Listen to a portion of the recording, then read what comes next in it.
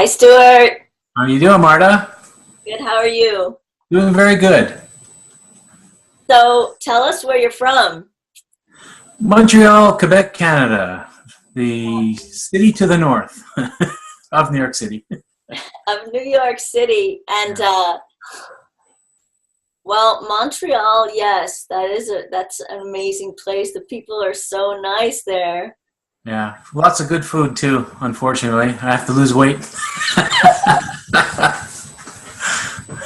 Pretty good to me. Yeah.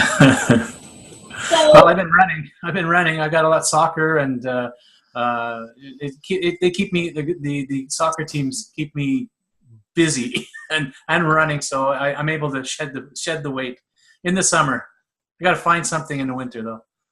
good. I used to play soccer too when I was 7, 8. Okay. Yeah. So I know the soccer world. It's fun and competitive. Yeah, it is. Lots of fun too. So today we're going to be doing an interview with you, and it's on your music blog, which is amazing. Super. Yeah, and so let me just share the screen. And I'm going to ask you a few questions about it. Okay.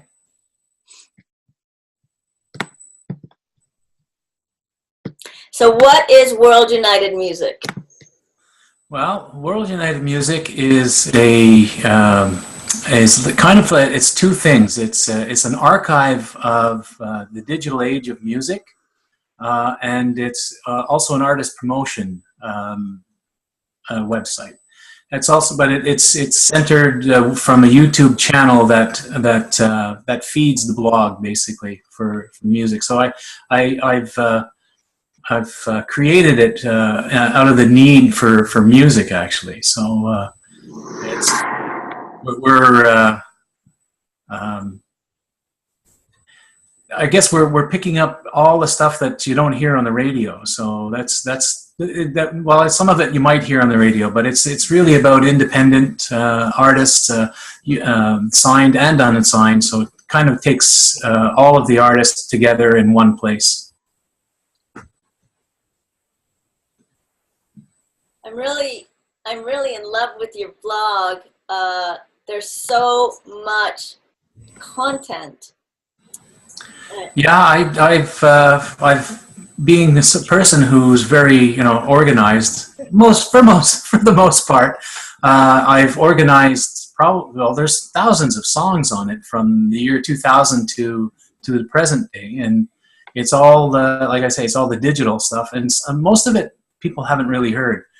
And that came from a need, from a lack of music that came out of this, out of the mid '80s and onwards to around the digital age, when the computer and music were all of a sudden merged together with the internet. All of a sudden, all this great music came out, and it's like, okay, I need a place to put this stuff. And I started a new show, and I created this blog, and it's just kind of grown from there. It's quite a big thing. Yeah, it's really amazing. So what got you into music?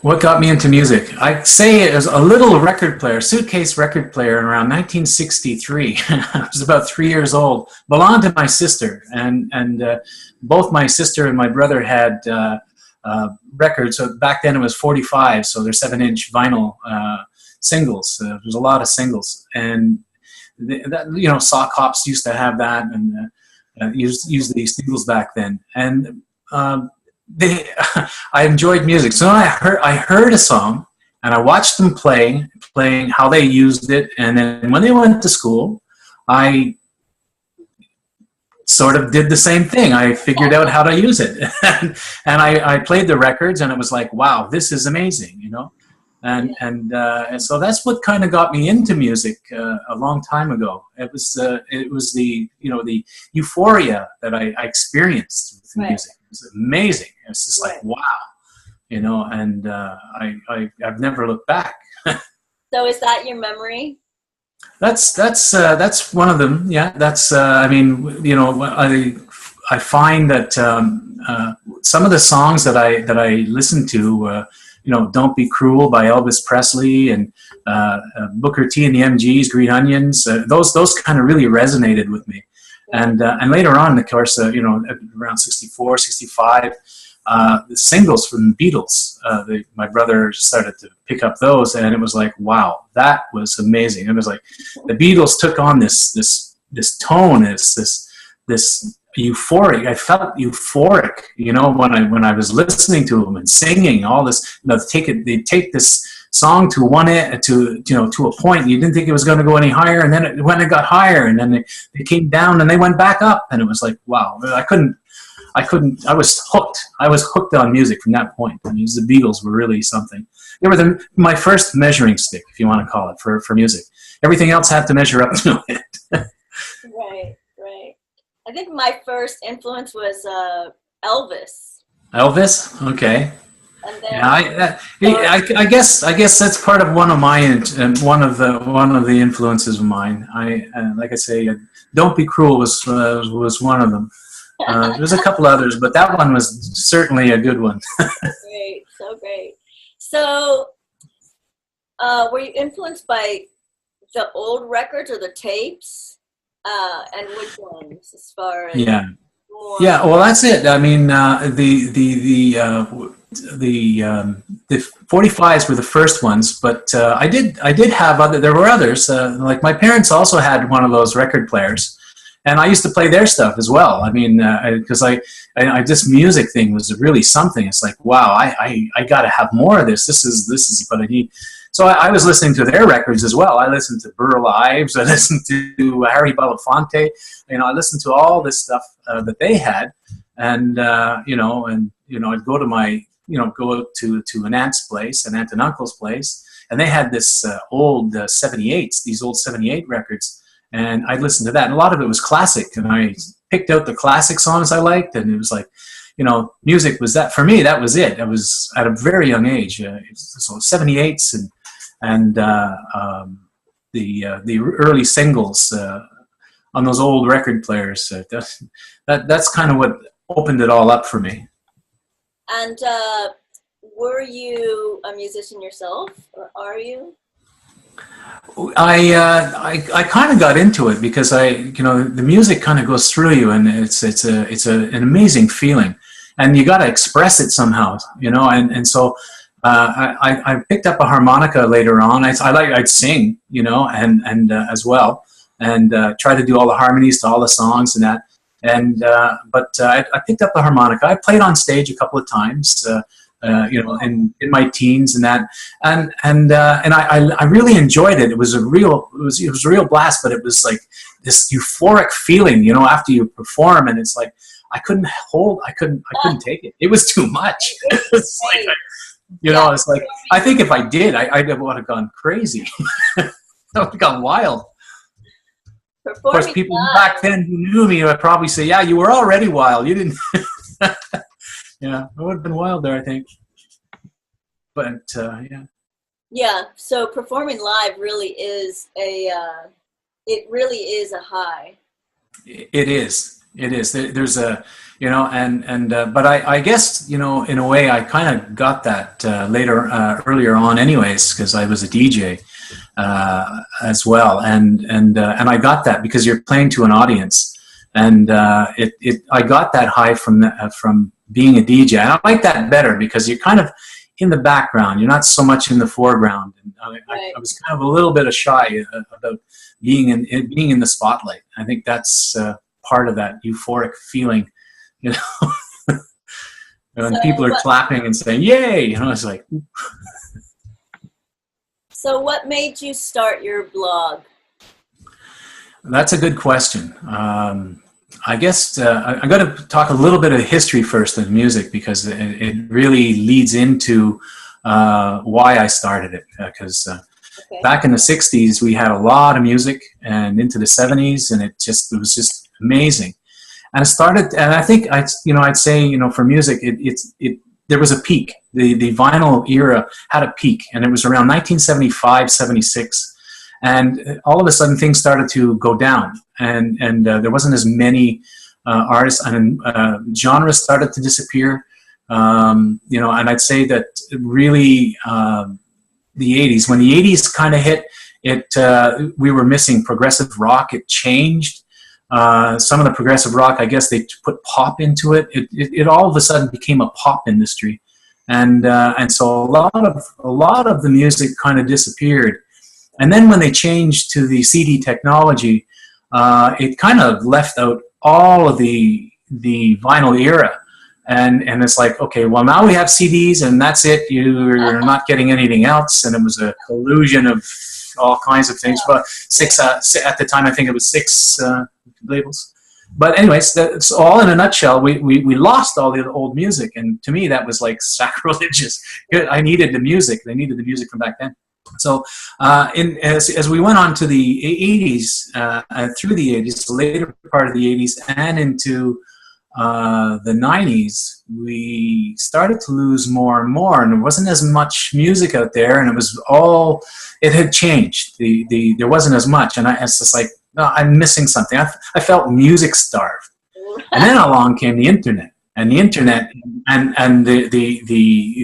because we were listening to radio, that's the only way we could listen to music back then. TV, maybe MTV, and then all of a sudden, you know, the internet comes in. And with computers, and it's like, wow, this, all of a sudden you're finding music all over the place, and it's like, and it didn't happen right away. It happened mostly around the time of YouTube, when YouTube came into being, and I started listening to YouTube, and all of a sudden I'm getting all this music, and I'm not hearing this on the radios, I'm not hearing this anywhere else, and it's like, this is good music. How come it's not being played?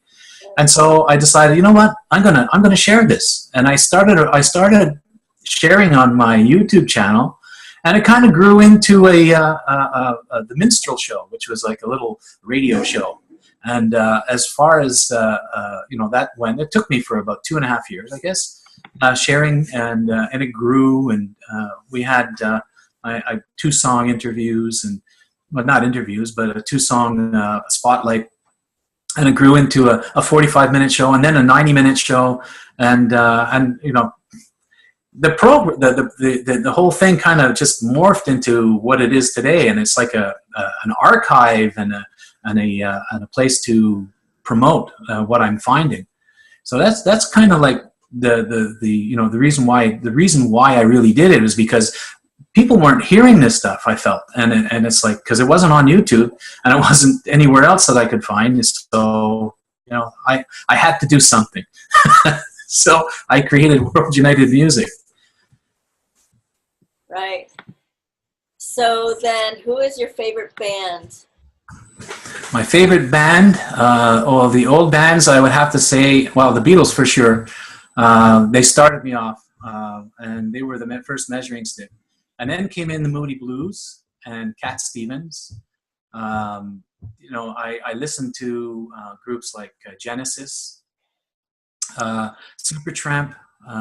They all had, you know, the amazing sounds, and you know, complex, some of them. Emerson, Lake and Palmer.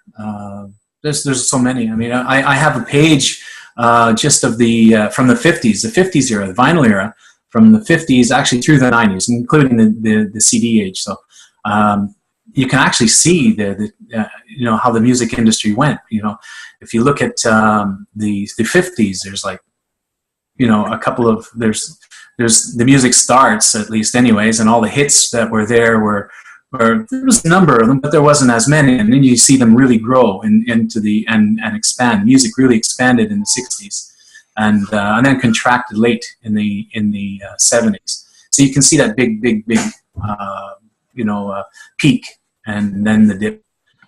But yeah, if you go into the 70s and the 60s, and those are pretty much all my favorite groups from back then. You know, everything that I put in on the pages. So I see that you have like 19. Well, you've got 2000, 17, and then it goes into 16, 15, 14, 13. Yeah. Wow. Yeah, I have a page that is kind of encompasses the whole digital era from 2000 to the present time. And I start off with the current, the 2017, and it's actually a playlist. So it's not one song. It's a playlist of what I feel is the best music of that year. And so, and it's always growing. I'm like this librarian with music. I have to put it all together, and I'm constantly working on the playlists and adding as I find new stuff. But it's kind of, you know, evolved over the course of the last 7 years, I guess. I've been doing this for 7 years. So we asked about your favorite bands, and so which musicians do you admire? The singing and writing duo of Lennon McCartney, without beyond a shadow of a doubt. I mean, like as I said, they were the artists. I admire them because they were consistent, and they would change. They evolved their music, and they were constantly putting out some great things. I mean, I really admired them for that. It's quite a duo. There are others, of course, like Jeff Lynne and Cat Stevens, and actually Cat Stevens is back, so it's kind of nice. You know, he's got some great stuff coming out. Yeah, I saw that. Cool. So yeah. Your favorite musicians? Favorite musician? It's kind of hard to say because there's so many. There's so many that I like. I mean, I love Justin Hayward's. What's that? I said I'm just picking your brain because I'm learning. Like some new things and some new like surfing through your blog. I've been listening to it for like 2 days, and I'm like, why haven't I heard of this guy before? So there's a lot of new ones too that I've found that I'm enjoying. Especially today, there's we've been missing certain genres for a long time, and a current.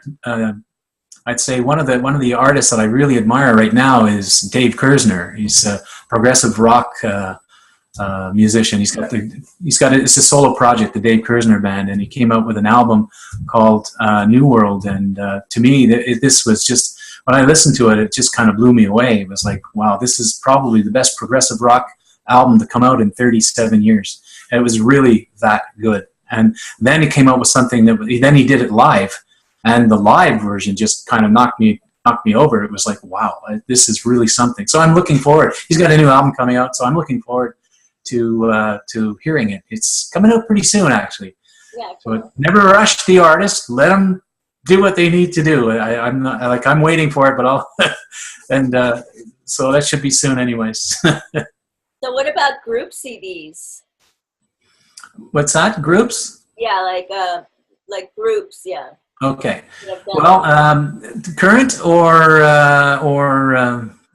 from the past. The past, I'd have to say the Moody Blues for sure. Justin Hayward and John Lodge, they're amazing. They're absolutely amazing. They put out some great music. I like poetry and music too, and so the Moody Blues had a lot of that. There's been. So many back then. I mean, Supertramp, Roger Hodgson of Supertramp was also a great writer. He wrote a lot of things, and I find that the music from that era really spoke about how we felt, how things were in the world, and it really was something, so there's a lot of artists like that. Kind of disappeared there for, during the CD age and kind of what's going out there by, I'd say like I term it the mainstream. Mainstream has kind of got two different stages. One is the real pop star one where it's kind of disconnected. But anyway, I'm rambling on here. No, I like it. I like picking your brain about it all because I think it's important, to bring back music that has soul in it and that isn't just a corporate, corporate expression, but something that has real potential to have soul, and it's a type of I think Johnny Fever from WKRP said it best, and it really applies to today. But he was talking about disco back then. I wouldn't agree with it, but then again, when I was rock and roll and disco, I was a DJ, so I did both. But the music today is so disconnected. And what he called it synthesized droid music. So it's kind of like that today on what you hear on the radio and on just blasting all over the place. And it's really like that. It's really disconnected. It's not connected to what's going on in the world and how people feel. And so that's why it's kind of disconnected. The stuff that I'm finding is very connected, and that's the stuff that I like. And so it's real. It's real stuff. It's real music. So where do you go to get this new music? Well, today I go to Bandcamp, but I guess I started off with a little place called Amy Street. It was, I guess, on the West Coast. It was a music provider or vendor for artists to sell their stuff, and it wasn't just the known artists. It was unknown artists as well. So it was had an even playing field. But I think you couldn't get all the music. Here in Canada, we couldn't buy all the music. There was something to do with licensing and everything else. And it kind of went to out of the way and just kind of disappeared. It got swallowed up by Amazon. But today I use Bandcamp. I find a lot of artists on Bandcamp, and I find it's really good for the artist because it gives them more of an independence. So I like that. I like that aspect about it. Okay. So are there any other places that you would find music? Yeah, actually, I for a while I was going to Noise Trade, which is really something from Nashville. There's a lot of stuff from Nashville, and Nashville's really, it's not just country and western. It's Music City. I mean, they've got everything, and I mean, some of the recent bands I found are out of Nashville, so it's kind of neat. But YouTube was really one of the main places that I found a lot of stuff in the early times, and I mean, that's where I found you. Your music was really something, from 20. I think it was 2011 when I found it. I was looking for your music, not your music. I was looking for a song called Boo Hoo, and it was in a movie with Kiefer Sutherland, and it was bothering me. I need to hear this song again. It was I think the movie was called Crazy Moon, and I couldn't, for the life of me, I couldn't find it anywhere, and I was looking and looking page after page, and then I had to look at every video, and then I found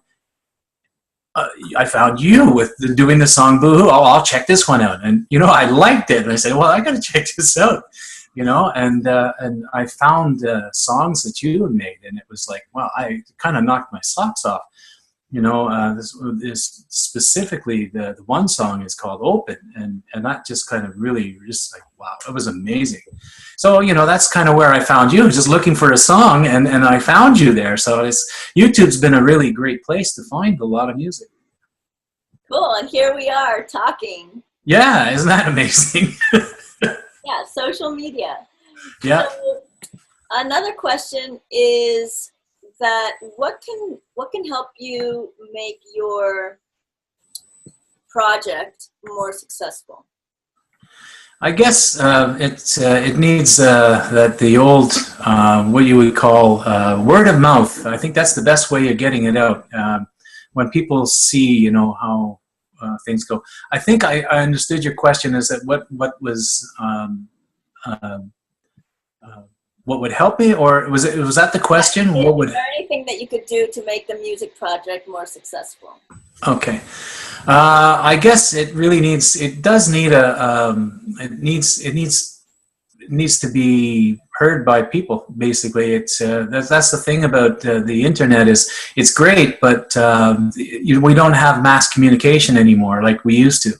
YouTube was a really good place for it at one time, and then it changed over a number of years. So it's not the same place anymore. It's not a social network as it used to be. And Facebook too, is like, you know, you can have like a band will have 1,000 subscribers, but only like 2% will get the stuff that you put out in their feeds, unless of course you pay Facebook, and then they'll put it in a few more feeds. And so it's kind of, you know, it's kind of hard to find. So word of mouth, and I try to push it out there as much as possible, because there's a lot of music. So I think it's just waiting for the right moment. It's just waiting for the right moment, and you know, the more people that hear it, the more people that are going to like it, I think, and then we're always improving as well, you know. It's just a matter of word of mouth, I think. Cool. So, what do you like most, and then what do you like least about the music industry? Well, that's a good question. What do I like most about the industry? Well, I would have to say I enjoy the independent industry, and and when I say that, I mean the part where the creativity is coming in from all kinds of places, all over the world, where I'm seeing some amazing things. There's some amazing bands. We're putting them all together, and it's evolving. It's such a creative atmosphere, and so seeing that is like, you know, I have to admire it. And there's a lot of little labels. I won't say this. I'm not going to bad name labels because the labels are needed, you know, as well. And because there's a lot of smaller labels that are owned by the mainstream as well. They're putting up very good stuff. I mean, there's some really good people out there, engineering groups and recording studios, and they're doing so well. I mean, but the music is not being in the front, in the mainstream, and it should be. And there's a lot of stuff there. So I like what I see. What I dislike is that the industry is claiming itself to be really in a box, and it's like a small little box of you know, where it, you know, everything has to go in there, and that's it, and it's disconnected, and it's, you know, and this is what they're pumping out, and that's the kind of thing I really don't like. They're kind of putting a chokehold on creativity. It's the way I think, and they're just putting everything into, as Johnny Fever said, you know, a synthesized droid music. So that's the kind of negative part of the industry that I don't like. Yeah, it's as far as music, and I look at it. I look at it as a music. You know, the music itself. I can't look at it as all the business, because, you know, we go into the business part, it's another story altogether. We're talking about growth economics and everything else, so it's something different. Unfortunately. Yeah. So it's a little bit like homogenized. Yeah, it's distilled. It's distilled. If they've taken the art form out of the art, you know, or the art out of the art form, and you know, it's distilled. It's not the same, but that's not so much everything. And it's just, you know, what they're pumping at everybody, and it's like I say, it's disconnected. It's not what people are feeling. It's what people are feeling is really what's going into the alternative industry, which is emerging, and that is where the real music is, in my opinion. So then, what do you find to be your greatest struggle when it comes to the music industry? Well, I'm always having, so sometimes there's a little frustration, you know, because I come up with an idea, because I always want to make this thing better. And so I come at it from different angles, and I keep coming back at it, and then I drop it for a while, and I come back at it. But I'm always working on it, you know. I'm always creating. I'm always putting something into it. So, you know, I would create the minstrel show, which started it, and then when that stopped, I just started to create all the playlists, and I mean, I really started to get intense with it, and you know, group genres and things like that. You know, so it my focus was in a different place, but it was all in the same area. The frustration of having, well, I have to stop this, and I have to deal with the evolution of it. I guess it's kind of an evolution at the same time. Right. So I moved from that, and then the music mag that I created, which was I tried to put out more because I was getting so many artists. I wanted to put out what they're doing new, and so I was doing it 4 at a time. And that became cumbersome. It's because there's a lot of work involved in it. You have to get all the links, and you have to start to know about the band a little bit. You've got a lot of things to do and consider, and so the frustration is there. Then it doesn't get out to the people, as I envision. But it's still growing. It's still there. You see, and it's all part of the history of the blog itself. So it's still there. Yeah, it's music history, basically. What? Yeah, it is. It's like a piece of history. It's turned into an archive of really good music. I mean, I'm really content. I mean, I've got a place to go for music, for new music. I find these places and I put it there, and I sit down and I stream this music. Really, it's the best place to stream it is right on my blog. Well, I don't need Pandora anymore because I'm just going to go to your blog and get the coolest stuff. Yeah, that's nice to know. That's really good because there's a lot to discover. There's really a lot of stuff, and I cover so much, so many different artists. They no genre is left untouched to an extent. I don't do what I call the synthesized droid music.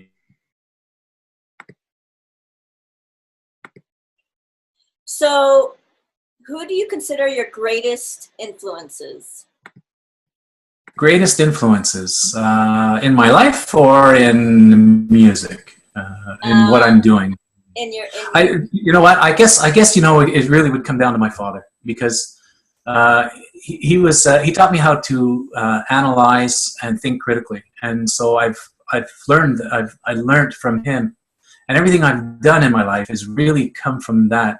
Even with the music, it's kind of come from that. So, and then I organize. And so it's kind of it all works together, and I apply it in everything that I do. So I guess he would be the biggest influence. Yeah. Okay. So then, what gets you up in the morning? My cat. At 3:30, 4 o'clock in the morning, the cat needs to have cat treats. Right. and he's, and if I don't get up, he's going to start knocking things down. It's there's a comic in the UK, I think it's called Simon's Cat. And, just picture this cat with this bat, just ready to hit the guy because he's not getting up and he needs to be fed. So that's what gets me up. But and then of course once I'm up, my mind is okay. What am I going to do today? I'm gotta follow whatever I feel, how I feel. So as I'm awaking, I morph into okay. Well, I'm going to do this. I'm going to look for music today, or I'm going to organize more playlists and things like that. So it's kind of like that. But the cat, yeah, that's how I get up in the mornings. Cats, man, they're so demanding. Oh, they are. Very independent. But that's okay. Okay. So then, what is your dream job? I thought about that, and I was trained in different things, electrical engineering, and I never wanted to go into electrical engineering. I wanted to go into sound engineering, but I was discouraged from it. They're saying no jobs in that. Yes, that's a bad thing to go into, and it's like, for me, no, that's exactly what I should have got into. But for me, I think really the dream job is being a DJ, showing, playing music on a radio or whatever. And I had a little part of that when I was on YouTube with my channel. So it's there. It's kind of there, and it was a learning experience. I can't say that I was very good at it at first, but I got better at it. And so I kind of learned. And yeah, that's kind of what my dream job would be, is to actually do that. That's not a bad dream job. It's attainable, I suppose. I had, back in 1979, I was working at Pratt and Whitney, and I went to an introductory course to radio broadcasting, and it was like a fork in the road, and I wanted to do it, and it would have cost $2,000 at the time. 1979, $2,000 was a lot of money, but not a lot of money where I couldn't do it. But it required my full time, and it was a complete change. I already had a job, and it's like, oh well, I picked the job that I was already at, which was for me probably a mistake. I should have gone into the radio broadcasting. So, what do you think of social media? Social media has changed. It's not so social anymore. It's really, I think there's a lot of people out there saying, me, pick me, listen to me, or listen to what I have to say, and nobody's listening. It's not a social media anymore. Like YouTube was a really great place at one time. It was a real community. People would, you had communication, you had mass communication. So anybody who subscribed to you could send out a message and they would all get it, and they would, go to your videos or whatever, and they comment, and you did, back and forth. You got to see what they were putting out, and so we had a communication, and then we also had, I think it was like a bulletin board, which were, you could send it across YouTube, which was kind of neat. It was like, that was a real, a way of communicating. That's social media. Facebook, when it first started, was like that. You had a lot of people who would follow you or whatever. And so when you would put something in your news feed, they would all get it. And today it's not like that. You almost have to pay in order to get that out to the people who've already subscribed to you. So it's social media has disappeared, really. I don't see it. I don't see it in Twitter either, because that's also changed. It's changed quite a bit. So it's not the same thing anymore. Yeah, I was just having this conversation with someone, and it's like the AI and social media are kind of coming together, and so now you're starting to be able to target. So whether you're selling oranges or selling music, you'll be able to target that crowd. And so I think one of the challenges is to not be pulverized by technology, right? So that we use technology for us, not so it doesn't become a monster that can quickly take us over. Yeah. So again, what is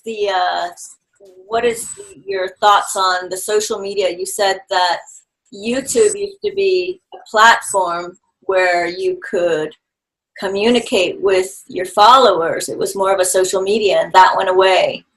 Yeah. And now with the rest of the social media, you're having to pay and all these different things. So what do you think needs to happen?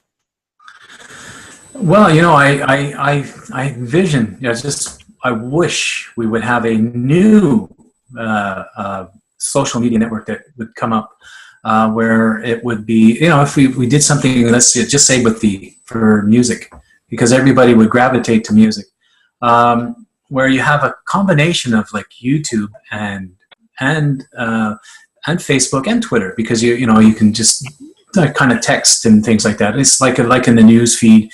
But also have for the artists, you could have the videos available all in one place. Videos available, the music you can buy like on a Bandcamp application, because you can embed these things.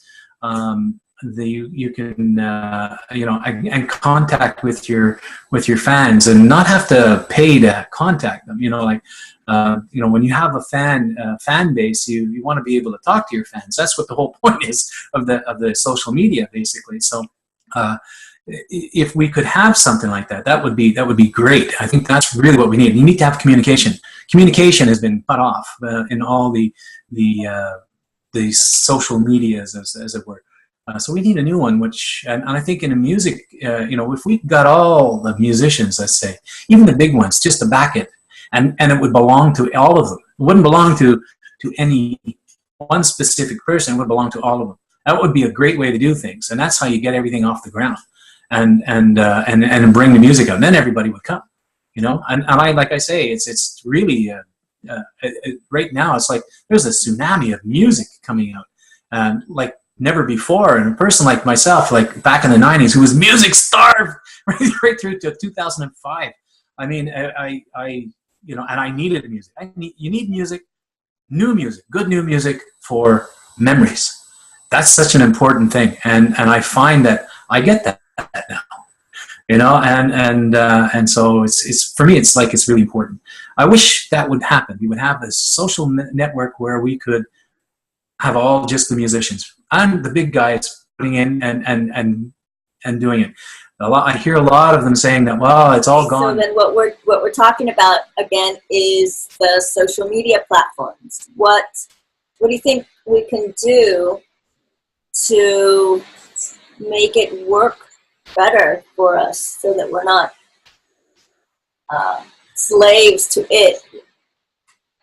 Well, I guess we need something that would be like almost a grassroots, like if we were talking about like the music industry itself, as far as the people, as the artists are the music industry as far as I'm concerned. Right. So if we were all able to get together, let's say, and create our own application where we have, like a Facebook, YouTube, Twitter thing all together at the same time, where you can incorporate all your videos. The artists can put all their videos in, have their fans a whole bit, actually have live, concerts even, to their fans if they wanted to. They could sell their music there directly. I think, and just general communication, being allowed to have the communication with everybody.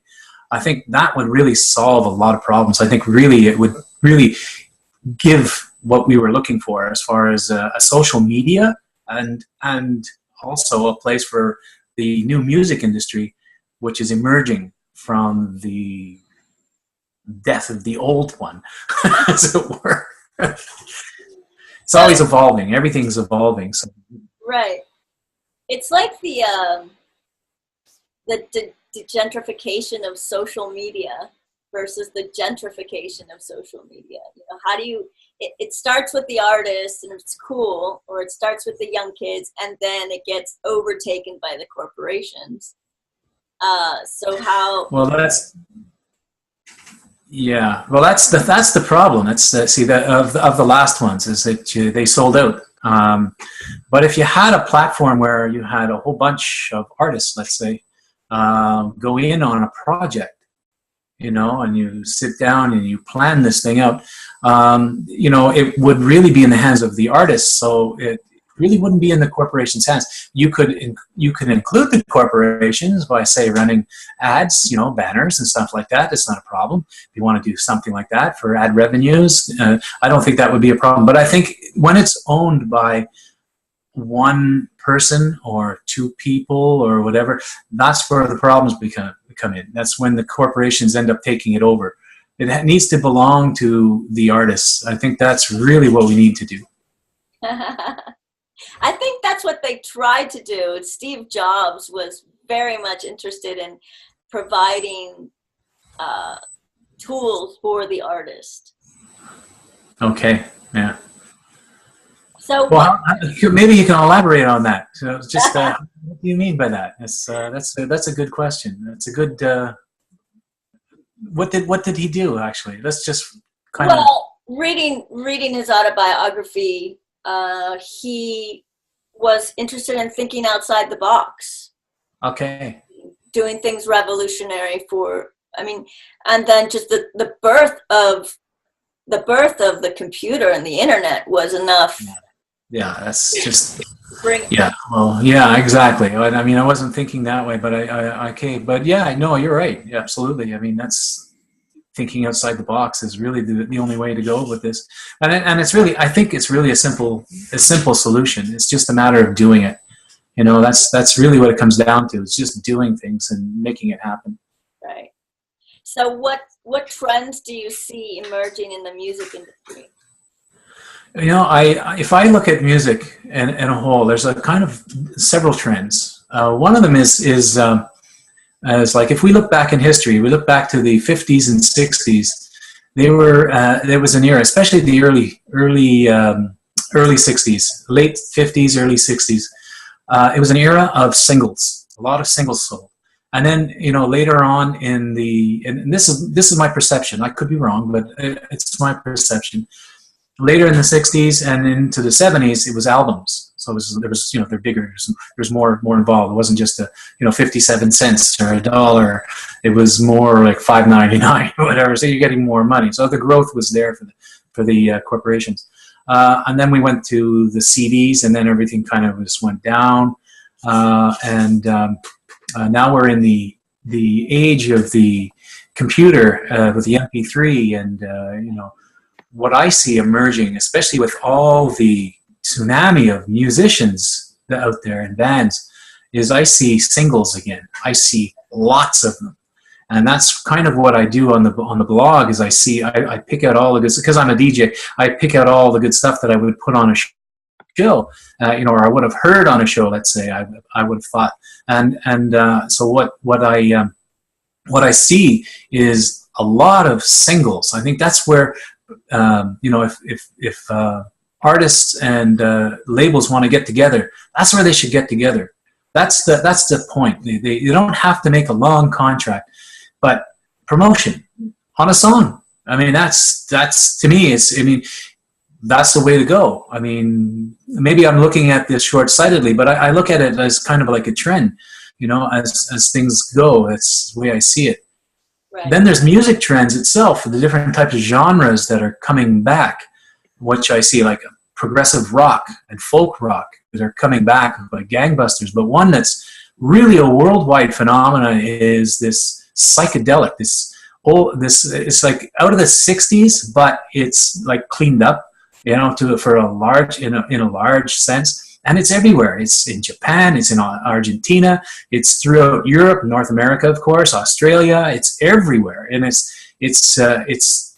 positive. It's creative. It's moving. It's flowing, and that's a really cool trend for music. That's what I think. Yeah, that's awesome. It's like the 60s without the drugs. I guess you could say that. It's really like this music. It's in its art form. The way and people are free to do the music that they want now, especially with the computer and with all the programs that you can use and the internet. I mean, it's a different world. The evolution of music is here. I feel privileged because I'm right there and I'm catching as much as I can. It's like there's never enough. I have to have more. I have to have more. So I'm always looking. Yeah, it's amazing, the library that you've put together, and this is one of the reasons why I wanted to do an interview on you, because I already sent your link to my nephews, and I think young kids would appreciate something that is dealing with music that is soulful, and it's not just corporate, synthesized droid music. Right. Right. So thank you so much for actually putting this out. I think it's amazing what you've done. And let me share your link. I did it more because I needed to survive. I needed music. It's like that thing, I needed to go back to when I was a kid. It's like that euphoric feeling. I needed that, and it was missing. And that's what it does for me. So I had to do it. It was like, there's no way. I just had to do it. Yeah, I like how also you have right above these little boxes here, you can go through that whole list. It'll go through it by itself, right? Yeah, that's the YouTube playlist. So every just about everything on the blog, as far as that I'm pushing now. Well, not pushing. What I'm trying to do is put it in playlists so that you can stream the music and listen to new music uninterrupted, and it's kind of it's not a challenge to Spotify. It's just if people want to find really good new music, I think my blog is probably one of the best places to go. I agree. It's really cool.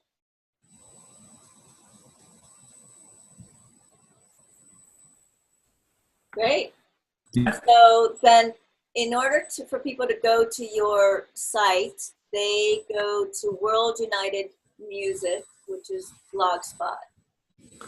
Yeah, World United Music Blogspot. I think I've been in there so often that when I just put in World United Music, I think it just all pops up now when I do a search on the internet.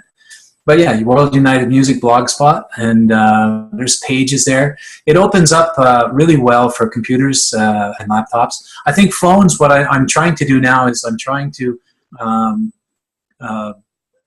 put playlists, because phones are allowed to, they won't get the whole blog, they'll only get the content of the post. And so when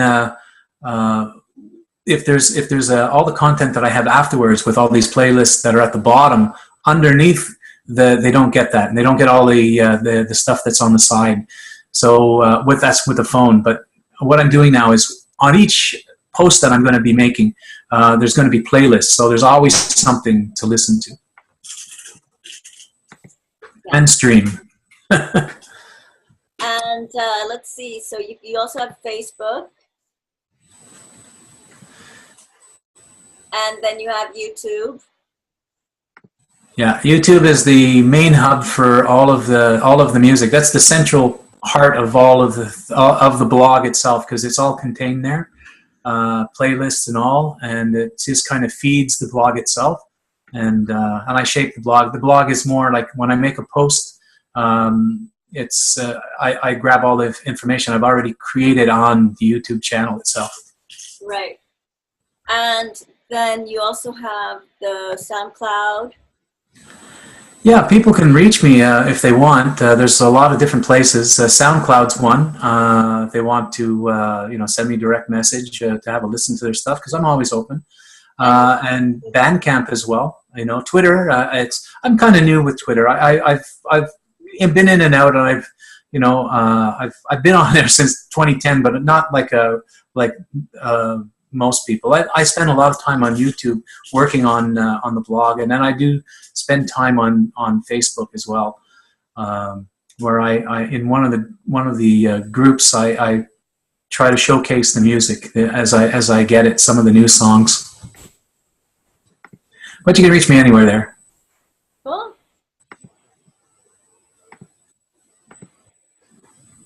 Thank you for doing this interview with us today, and I'm wanting to share some of the music that you've selected, which is a lot. Well, thanks for having me. I mean, it's for me, it's a real pleasure. I mean, it's an honor to actually finally meet you at the same time. So it's kind of really nice. It's been a good day. Yeah, well, thank you for putting my music on your blog.